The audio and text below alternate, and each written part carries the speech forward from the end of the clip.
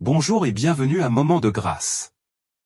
Nous vous proposons un voyage à travers des témoignages remarquables de personnes qui ont entrevu les royaumes du paradis et de l'enfer. Si vous êtes nouveau dans notre communauté, je comprends parfaitement que cela puisse vous sembler un peu déroutant au début. Néanmoins, je vous encourage à rester avec nous jusqu'à la toute fin. Ces récits puissants sont non seulement profondément inspirants, mais ils contiennent également des leçons vitales profondément ancrées dans l'essence de la foi chrétienne. Avant de nous plonger dans l'histoire d'aujourd'hui, je vous invite à vous abonner et à activer les notifications. Ce petit geste, mais significatif, nous permet de partager ces témoignages extraordinaires et de diffuser la parole de Dieu à un public plus large. Plongeons maintenant dans l'histoire. Je m'appelle Rebecca et tout au long de ma vie, j'ai été extrêmement fier de mon apparence. L'admiration que je recevais a alimenté ma confiance en moi et j'en suis venu à croire que mon image extérieure était le reflet direct du succès que j'avais obtenu. Ayant grandi dans une ville pittoresque du Texas, j'ai rapidement appris que la beauté et le statut social étaient les moyens les plus rapides de gagner le respect et, en fin de compte, l'amour. Au fil des années, j'ai méticuleusement façonné une vie à laquelle de nombreuses femmes aspireraient. J'étais marié à un homme qui réussissait. Je vivais dans une immense maison nichée dans un quartier prestigieux et je possédais une garde-robe remplie de vêtements de créateurs. Chaque matin, je me réveillais, je regardais mon reflet dans le miroir et je choisissais soigneusement l'ensemble parfait, des sacs à main en cuir italien, des bijoux scintillants et des talons aux imposants. Chaque article n'était pas seulement un accessoire, ils étaient des symboles de la personne que j'étais devenue.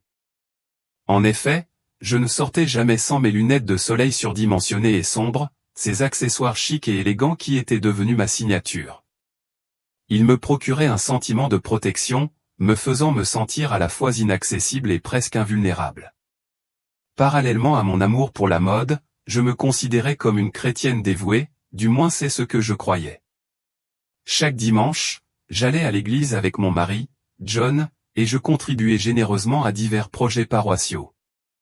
Cela m'a donné un sentiment de fierté, après tout, je n'ai fait de mal à personne et j'ai activement contribué à ma communauté. J'étais convaincu que, malgré mon penchant pour le luxe et les bonnes choses de la vie, mon cœur était en phase avec la justice. Pourtant, sous cette façade se cachait une vérité plus profonde que je choisissais d'ignorer. Dans ma quête incessante de beauté et de richesse matérielle, je perdais peu à peu de vue le véritable but de ma foi. Je croyais que le simple fait de me déclarer chrétienne, de participer à la prière et d'assister à la messe suffisait à me faire une place parmi les justes. Cependant, dans ma vanité, je n'ai pas réussi à reconnaître à quel point je m'étais éloigné des enseignements de Jésus. Un matin fatidique s'est déroulé comme n'importe quel autre. Le soleil entrait à flots par les fenêtres de notre luxueuse villa, projetant une lueur chaleureuse dans tout l'espace, alors que je me préparais pour une journée de shopping dans le centre-ville de Dallas. J'avais déjà choisi ma tenue du jour, un costume en soie blanche sophistiqué qui respirait l'élégance, parfaitement complété par une superbe paire de chaussures Jimmy Choo. Bien sûr, mes lunettes de soleil Chanel étaient perchées sur ma tête, prêtes à envelopper mes yeux d'un air mystérieux. John était déjà parti pour une réunion d'affaires, me laissant savourer ma solitude ou une solitude luxueuse à laquelle je m'étais habitué et qui ne me causait aucun inconfort. J'ai allumé la machine à café et me suis installé à la table de la cuisine, feuilletant nonchalamment un magazine de mode pendant que mon esprit vagabondait. Mais en un instant, tout a changé. Soudain, une douleur atroce me transperça la poitrine, semblable à un coup de poignard qui me coupait le souffle. J'essayais de me lever, mais mes jambes me semblaient être devenues comme du plomb, refusant d'obéir à mes ordres. Dans ce moment de panique, la tasse de café glissa de mes mains et se brisa sur le sol, le bruit résonnant dans le silence qui m'entourait. La confusion m'envahit, je ne pouvais pas comprendre ce qui se passait. Mon corps était lourd et ma vision commença à devenir noire. Juste au moment où je pensais ne plus pouvoir supporter l'agonie, la douleur disparut mais j'étais toujours là, ou du moins une partie de moi l'était. En baissant les yeux, je fus frappé par la vue de mon corps sans vie allongé sur le sol, immobile, les yeux grands ouverts dans une expression obsédante. C'était une vision totalement surréaliste, je flottais au-dessus, me sentant aussi léger qu'une plume. J'étais mort. Je n'ai aucune idée du temps qui s'est écoulé dans cet espace liminal, mais la chose suivante dont je me souviens, c'est de m'être retrouvé dans une longue file. Devant moi s'étendaient des centaines, peut-être des milliers d'âmes. Certaines pleuraient ouvertement, tandis que d'autres semblaient complètement terrifiées. Pourtant, au milieu du chaos d'émotions qui m'entourait, je restais fermement convaincu que je n'avais rien à craindre. Après tout, j'avais été un bon chrétien, j'avais mené une vie réussie et j'avais contribué généreusement à l'Église. Je serais sûrement accueilli au paradis. Alors que j'avançais dans la file, une atmosphère de tension s'épaississait autour de nous. Mon regard tomba sur un magnifique ange posté devant un portail rayonnant d'une lumière aveuglante. C'était une figure impressionnante, ses ailes imposantes se déployaient majestueusement et ses yeux perçants semblaient plonger dans les profondeurs de chaque âme qui s'approchait de lui. Il n'y avait pas besoin de paroles prononcées, chaque personne passant devant lui était jugée d'un simple geste. Certains furent doucement guidés vers la lumière rayonnante du paradis, tandis que d'autres, sans un seul mot, furent attirés sans ménagement dans une porte sombre qui s'ouvrit sous eux, disparaissant dans l'abîme glacial.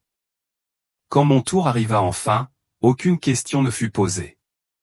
L'ange me regarda un instant, sa présence à la fois imposante et sereine, avant de faire un geste de la main simple mais dévastateur qui indiqua mon destin, l'enfer. Il n'y eut aucune explication, aucun dialogue, juste un verdict froid et impitoyable qui me submergea comme un raz-de-marée. En un instant, je sentis le sol sous moi se fendre et un abîme sombre s'ouvrir en grand, prêt à m'engloutir tout entier. La panique m'envahit alors que je parvenais à crier « Attends, pourquoi ? Que ai-je fait de mal ?» L'ange me regarda avec une expression impassible, sa voix résonnant dans l'air immobile alors qu'il répondait « Tu as caché ton âme. » Ces lunettes de soleil que tu refuses d'enlever symbolisent cette dissimulation. Ils masquent qui tu es vraiment, et les vêtements somptueux et vaniteux dont tu te pares racontent l'histoire d'une vie centrée sur l'apparence plutôt que sur la substance. Je ne peux pas juger ce que je ne vois pas, et tu es arrivé ici en cachant ta véritable essence. Tu es devenu infranchissable. Ces mots m'ont frappé comme un éclair, éclairant la vérité que j'avais longtemps évitée. Il ne s'agissait pas seulement de vêtements ou de style, il s'agissait de mon effort incessant pour cacher mon moi authentique. En un battement de cœur, je me suis senti entraîné vers le bas à une vitesse terrifiante comme si une force invisible m'entraînait dans les profondeurs du désespoir. La chaleur m'enveloppa instantanément à une intensité brûlante, différente de tout ce que j'avais jamais connu. Ce n'était pas seulement physique, elle pénétrait plus profondément, brûlant de l'intérieur, comme si les flammes ne léchaient pas seulement ma peau mais consumaient aussi mon âme. Le désespoir m'enveloppa alors que j'atteignais enfin le fond de cette obscurité sans fin. Je fus accueilli par un brouillard suffocant et enfumé, épais non seulement de feu mais aussi d'angoisse et de regrets profonds. Le sol sous mes pieds semblait vivant, vibrant d'une énergie de souffrance, tandis qu'autour de moi s'élevaient les échos déchirants des cris. Ce n'étaient pas des cris humains, c'étaient des gémissements de repentir et des supplications pour la miséricorde, des échos de vies brisées et d'esprits brisés. Les plaintes incessantes de ceux qui imploraient la compassion de Dieu emplissaient l'air, mais personne ne l'obtenait jamais. La douleur imprégnait tout, la chaleur étouffante qui me pressait contre moi, l'obscurité qui m'étreignait comme un étau, et ces voix obsédantes qui persistaient dans mes oreilles. J'avais du mal à croire que j'étais vraiment là en moi, une chrétienne, une femme qui avait toujours pensé vivre une vie juste. J'avais été jeté en enfer. Tandis que j'errais au milieu de la foule d'âmes désespérées, aux prises avec la dure réalité de mon destin, j'ai commencé à reconnaître des visages familiers. Un frisson a parcouru mon cœur en voyant des gens que je connaissais de mon église, des individus qui, comme moi, avaient toujours cru qu'ils étaient destinés au paradis.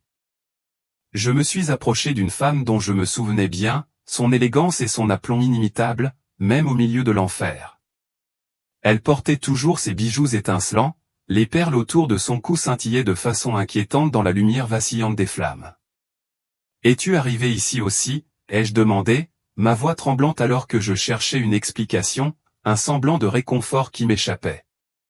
Elle a hoché la tête lentement, un sourire amer courbant ses lèvres, révélant une résignation qui me blessait profondément. « Oui » a-t-elle répondu, sa voix brisée et obsédante.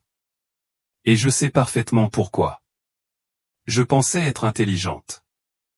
J'ai vécu une vie remplie de luxe et chaque jour, je portais ces lunettes de soleil pour masquer qui j'étais vraiment. Quand je suis morte, j'ai cru qu'elles me serviraient.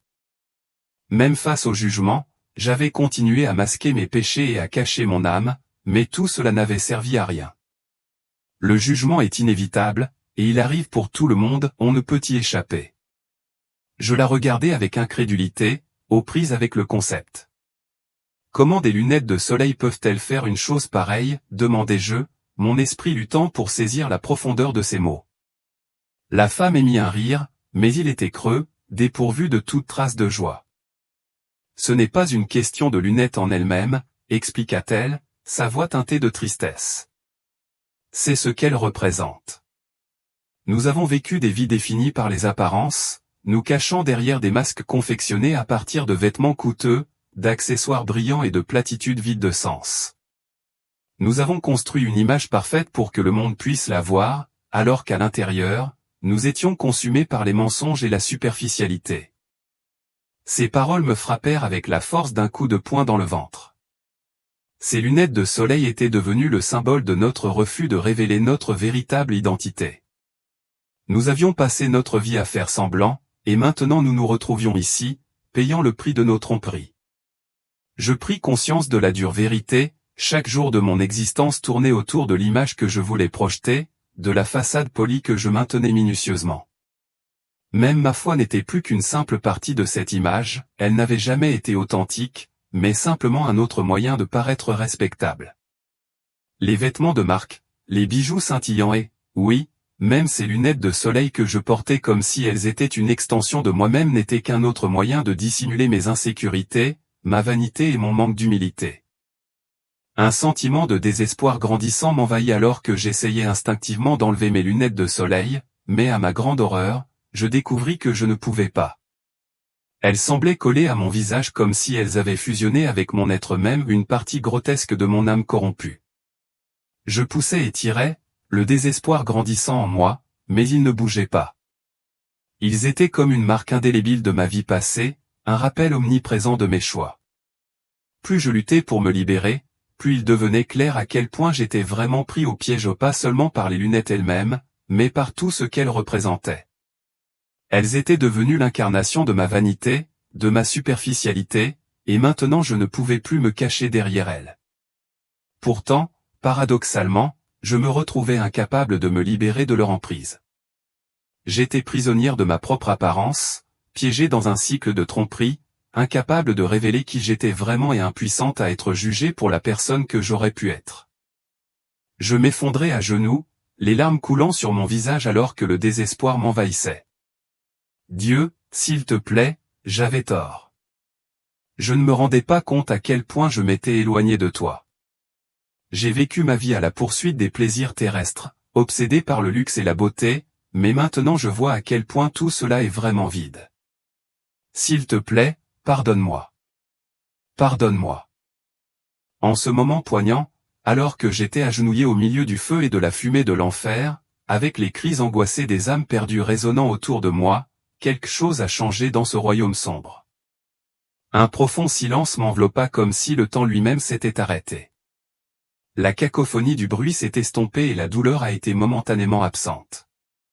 Au lieu de cela, j'ai senti une présence ou une lumière brillante, pure et chaude qui m'enveloppait comme une étreinte réconfortante. En levant les yeux, j'ai été étonné de voir une silhouette marcher vers moi. C'était Jésus. Mon cœur battait d'incrédulité, mes larmes continuaient de couler et chaque fibre de mon être tremblait en sa présence. Pourtant, au milieu de mon trouble, il y avait un sentiment de réconfort émanant de lui. La lumière qu'il irradiait n'était pas seulement physique, elle pénétrait profondément dans mon cœur, rétablissant une paix que je n'avais jamais connue auparavant. Alors qu'il s'approchait, ses yeux, remplis de compassion, se sont fixés sur les miens. « Rebecca, dit-il doucement, il n'est jamais trop tard pour pardonner. Mais tu dois comprendre que ce n'est pas ton apparence extérieure qui mène au salut. Ce ne sont pas tes vêtements, tes dons à l'église ou ta présence à la messe qui comptent. C'est ton cœur. C'est la sincérité avec laquelle tu vis ta foi et l'amour avec lequel tu traites les autres. » Ces paroles m'enveloppèrent comme un baume apaisant pour mon âme blessée. Je me sentais complètement exposé devant lui, non pas à cause du manque de vêtements, mais parce que je ne pouvais plus cacher ma vraie nature. Les lunettes de soleil que j'avais toujours considérées comme des symboles d'élégance et de mystère me semblaient désormais lourdes et pesantes. Elles étaient devenues des barrières entre mon âme et Dieu, obscurcissant la vérité de qui j'étais. Jésus continua, « Les lunettes que tu portes ne cachent pas seulement tes yeux, elles cachent aussi ton âme. Elles représentent ton attachement au monde, aux biens matériels et à la vanité. La vraie beauté et la vraie foi résident dans le cœur. Tu dois te libérer de tout ce qui te retient et te distrait de ma lumière. » J'essayai une fois de plus d'enlever mes lunettes de soleil, mais elles me semblaient impossibles à retirer. Elles étaient devenues une partie inséparable de moi, une manifestation physique de mon arrogance et de mon désir de projeter la perfection au monde. Mes mains tremblaient tandis que je les tirais, mais je restais prisonnière de leur étreinte. Jésus s'approcha, sa présence rayonnant de chaleur et de compassion. Doucement, il posa une main sur ma joue. « Laisse-moi t'aider, dit-il, et d'un geste tendre, il enleva les lunettes de mon visage. Le soulagement fut instantané. J'avais l'impression qu'un poids énorme avait été enlevé de mes épaules, un fardeau que je portais depuis bien trop longtemps. J'inspirai profondément et pour la première fois, je me sentis vraiment vu. Il n'y avait plus de barrière entre mon âme et le divin, il n'y avait plus rien à cacher. Jésus me regarda dans les yeux avec un regard rempli d'amour et de miséricorde. « Maintenant tu peux voir, dit-il doucement, mais il te reste encore beaucoup à apprendre. Pour entrer dans le royaume des cieux, il ne suffit pas de te déclarer chrétien. Tu dois vivre une vie marquée par l'humilité, la compassion et une foi sincère. Le luxe, la vanité et les biens matériels ne sont rien d'autre que des distractions. Tu dois te consacrer à ce qui compte vraiment. » Ces paroles ont résonné profondément en moi. Toute ma vie, j'avais cru à tort que la foi était quelque chose de superficiel, quelque chose qui pouvait se manifester par des actions et des apparences extérieures. À ce moment-là, le voile s'est levé et j'ai réalisé à quel point j'avais mal compris l'essence de la foi. Jésus m'a regardé une fois de plus, sa voix imprégnée d'une douceur que je n'avais jamais connue auparavant. « Rebecca, aujourd'hui je t'offre une seconde chance. Tu reviendras sur terre, mais cette fois avec une conscience nouvelle. Tu auras l'occasion de transformer ta vie, de vivre différemment et de te concentrer sur ce qui est vraiment important. Souviens-toi, ce ne sont pas les vêtements de marque ou les biens matériels qui te rapprocheront de Dieu, c'est ton âme, ta foi et ta capacité à aimer et à pardonner. » J'étais submergé par un sentiment infini de gratitude.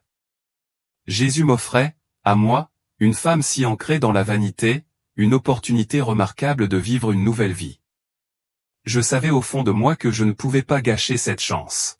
« Mon Seigneur, dis-je, la voix tremblante d'émotion, je te promets que je ne retournerai pas à mon ancienne vie. Je laisserai de côté le luxe et la vanité et me concentrerai plutôt sur ce qui est vraiment important. S'il te plaît, guide-moi sur le chemin vers une vie plus simple, remplie de foi et d'amour. » Jésus sourit doucement, son expression chaleureuse et compréhensive. « Ce ne sera pas facile, Rebecca. Le monde dans lequel tu vis est rempli de tentations. Tu devras affronter le désir de revenir à tes anciennes habitudes chaque jour. Mais si tu me suis sincèrement, tu découvriras la paix que tu as toujours recherchée. » Alors qu'il parlait, je me sentis à nouveau enveloppé par la lumière.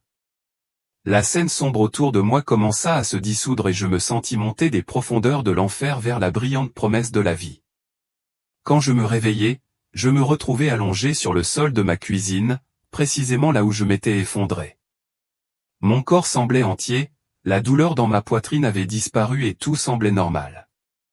Pourtant, je savais au fond de moi que rien ne serait plus jamais comme avant. John était rentré à la maison, le visage marqué par l'inquiétude. « Rebecca, que s'est-il passé ? Tu es tombée. J'ai appelé une ambulance. Est-ce que tu vas bien ? » Je me suis lentement relevé, me sentant comme si je venais de renaître. En regardant John, je l'ai remarqué avec un regard neuf. « Je vais bien, John. »« Je vais très bien, » ai-je répondu, un sourire brisant le poids de mon passé. « Mais il y a quelque chose que nous devons changer. John m'a regardé, déconcerté. Changer quoi? En le regardant dans les yeux, j'ai ressenti une connexion authentique qui avait longtemps été absente. La barrière des attentes matérielles et des apparences qui nous avaient autrefois séparés a commencé à s'effondrer. Notre vie, ai-je dit, d'une voix ferme.